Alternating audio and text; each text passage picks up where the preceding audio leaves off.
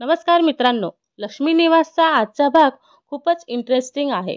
लक्ष्मी निवासचा आजच्या भागामध्ये आपण बघतो की जान्हवी आणि जयंतला हळद लागलेली आहे आणि लक्ष्मी इकडे त्यांना अट घालते की लग्न होईपर्यंत दोघांनी एकमेकांच्या चेहऱ्याकडे बघायचं नाहीये. तर ही अट दोघेही मान्य करतात. इकडे विश्वा जान्हवीच्या रूममध्ये एंट्री करतो, पण त्याला जान्हवी दिसत नाहीये आणि कारण जान्हवी जयंतच्या रूममध्ये गेलेली आहे.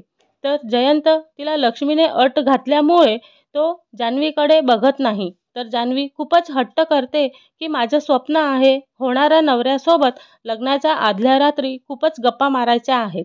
तर जयंत डोळे बंद करून तिची ही अट मान्य करतो आणि गप्पा मारायला तयार होतो आणि त्याप्रमाणे दोघेही गप्पा मारत असतात. तर तिथे जान्हवीचे डोळे उघडे असतात आणि जयंतचे डोळे बंद असतात.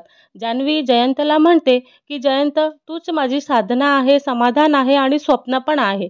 तर जान्हवी तिचं प्रेम जयंतसमोर व्यक्त करते आणि त्याच्याशिवाय जगूच शकत नाही हे पण ती तिथेच दाखवून देते आणि त्याला आय लव्ह यू पण म्हणत असते. इकडे जान्हवी 2 सेकंदासाठी जयंतपासून लांब जाते.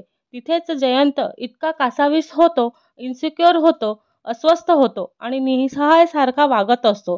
तर त्याच्या मानसिकतेच्या इथेच दर्शन होतात आणि याच्यावरूनच आपल्याला कळते की जान्हवीचे पुढचे आयुष्य खूपच संघर्षमय आणि कठीण ठरणार आहे. तर इकडे दुसऱ्या दिवशी विश्वाची भेट जान्हवीसोबत न झाल्यामुळे तो रात्रभर प्रीतमच्या रूममध्ये थांबलेला आहे.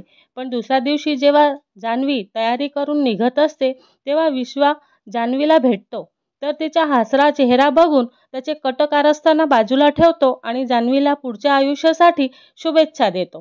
तो पुढचा भाग बघण्यासाठी आमच्या चॅनलला लाईक, शेअर आणि सबस्क्राईब करायला विसरू नका. धन्यवाद.